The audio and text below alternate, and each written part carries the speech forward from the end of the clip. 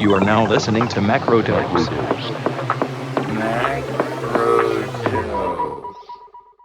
Hello and welcome to Macrodose, a podcast hosted by me, James Meadway, that brings you your weekly fix of everything economics in a quick 15-minute roundup.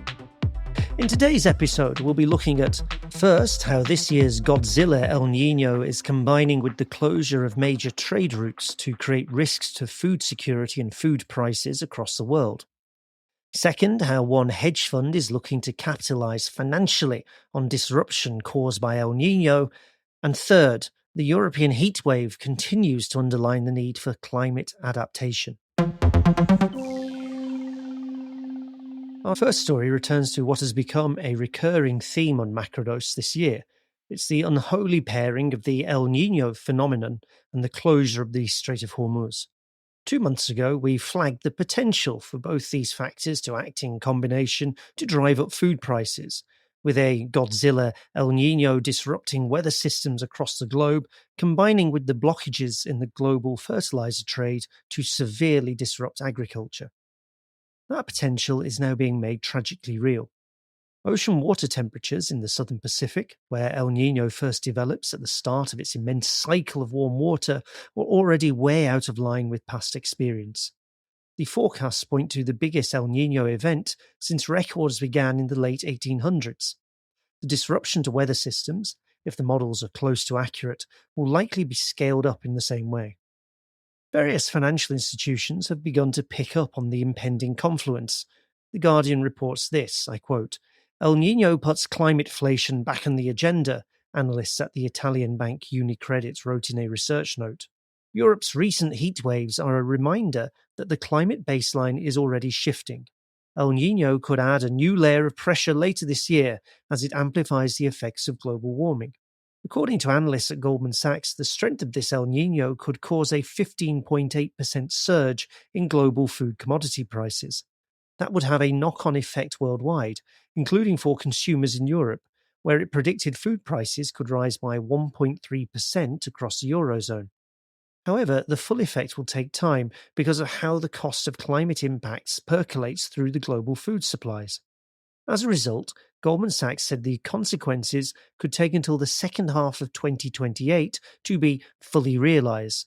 They added, El Nino has already begun to affect crops, driving a drier monsoon season in India, with some regions only experiencing 25% of their usual rainfall, and parts of central India only receiving 50%, which could affect supply for wheat, rice, and sugarcane. End quote. That's only one turn on the spiral that threatens the back half of this year and beyond. The other is the reclosure of the Strait of Hormuz, with an extremely fragile and frankly not entirely observed ceasefire between the US, Israel, and Iran collapsing entirely over the course of the last week or so. The blockade at the Strait of Hormuz is back on, and as I write, early reports, not yet reliably verified, say the Houthi movement have threatened to also reimpose a blockade at the Bab el-Mandab Strait. As it had done since early 2024, a reimposition of the Houthi blockade at the strait would severely impede the flow of goods through the Suez Canal, primarily affecting the Asia-Europe trade, but with knock-on effects across the world. UNCTAD estimated that this added 0.8 percentage points to global inflation in 2024, as ships were rerouted around Africa, adding days of journey time. Risks to this shipping route have pushed states into looking for an alternative. Last year, the first Chinese container ship to make the crossing through the Arctic Northern Sea route docked at Felixstowe and then Rotterdam, whilst just last month South Korea sent an experimental container ship through the same route. Climate change is steadily making the Arctic a viable new shipping route for as long as the ice up there melts.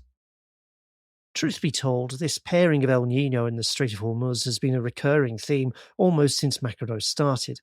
I first raised Iran's threats to the Strait of Hormuz in October 2023, the week after the Gaza war began, and then again in June 2025 after Iran's parliament approved a plan for its closure, a clear and obvious threat of retaliation that it slightly beggars belief that those pushing for war in Washington and Tel Aviv didn't register.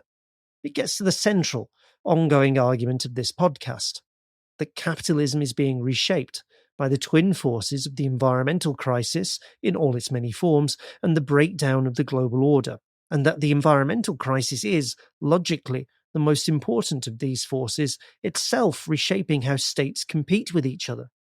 This means that the prospects for broad-based, consistent economic growth, of the kind that has existed since 1850 or so, are diminishing.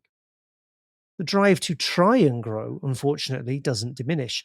Capitalism is a system of competitive accumulation. So, in other words, every firm, including increasingly those state-owned and state-linked firms that are slowly but surely moving to dominate the world economy, is in the end conditioned by the system to compete and to try and accumulate greater and greater capital for itself. In fact, the diminishing of broader prospects for growth can make this competition worse and worse, leaching from relatively benign economic competition into diplomatic and military struggles. And that's something that the reappearance of state-owned and politically linked firms makes more likely. Facing all this, we need political solutions geared towards securing the supply of essentials and, as far as possible, providing equal protection to all from the worst impacts of climate change, nature crises, and geopolitical shocks. In a superb essay for Alternative Viewpoint, surveying the global impacts of El Nino and the Iran war, but focusing on India, Debajit Chanda presents one of the best analyses I've seen of their twin impacts. It's written in the best tradition of the radical geographer Mike Davies, whose work, Late Victorian Holocausts on the Impact of the 19th Century's El Nino, has been a continual reference point for Macrodose. Chanda presents an outline program for a socially just resilience in India, securing food supplies, protecting smaller farmers, and working against the interests of big capital and the state that supports them in trying to profiteer from the crisis. Our second story picks up on one thread from the last, and on an enterprising hedge fund's attempt to profit from the immense disruption expected from El Nino.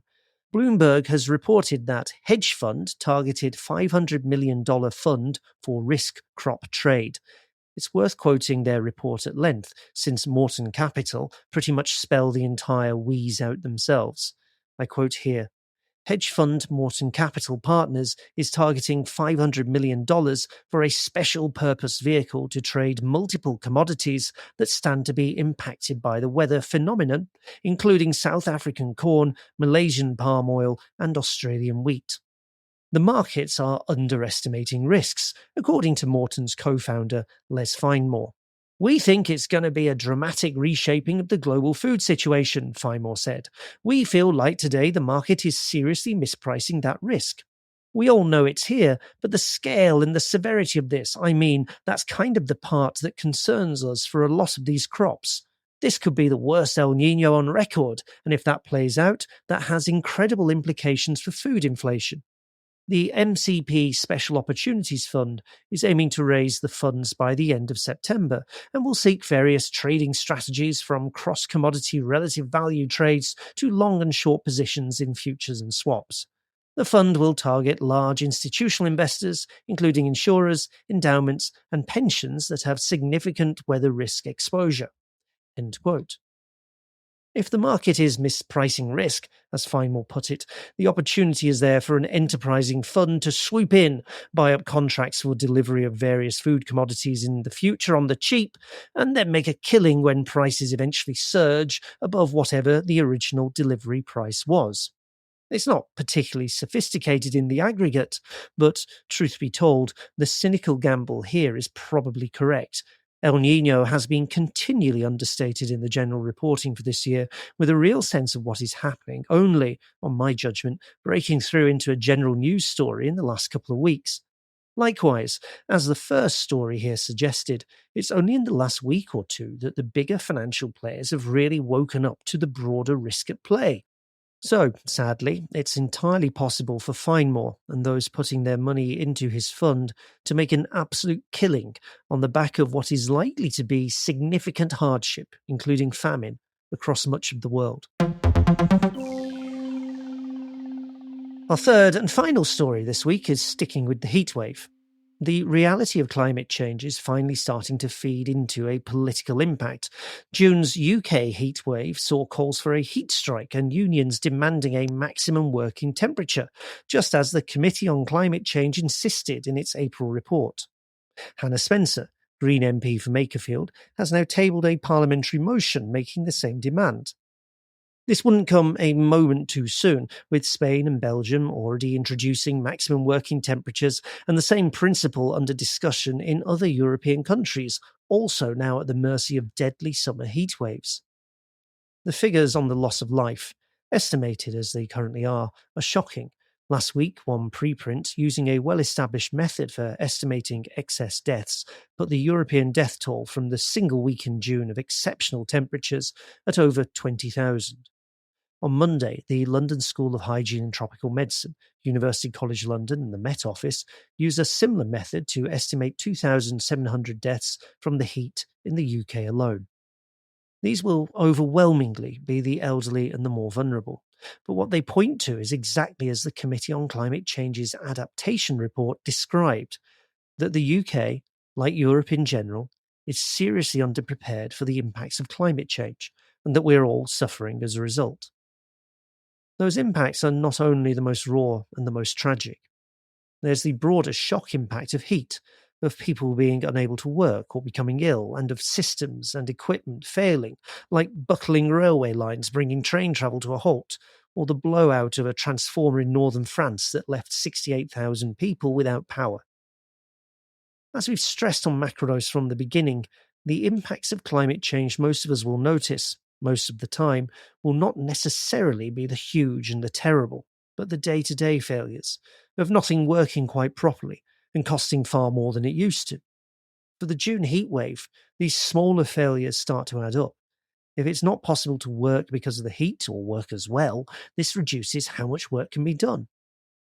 Research by the insurance giant Allianz found that in Europe, every 1 degree above 30 degrees Celsius would reduce the amount that can be produced in every hour at work on average by 3%.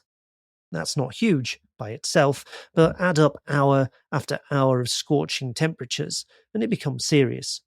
Verdant, the think tank I'm a director of, has produced an estimate for the UK.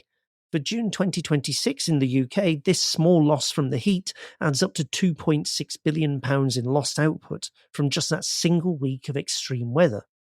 This number is significant, not only for what it implies is likely to happen to wages and salaries and employment down the line, all squeezed, but that a reasonable forecast for the rest of the year suggests that it is less than what the Committee on Climate Change says is needed to be spent to adapt to the heat, about £3 billion a year on average.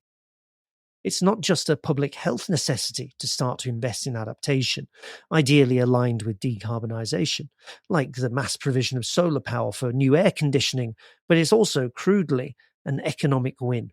Thank you for listening to today's show. Macrodose is a Planet B production. If you enjoyed the show and you'd recommend it to friends, please consider leaving us a rating and review wherever you get your podcasts. You can find all our episodes, including our bonus interview content, on our Patreon at patreon.com/macrodose.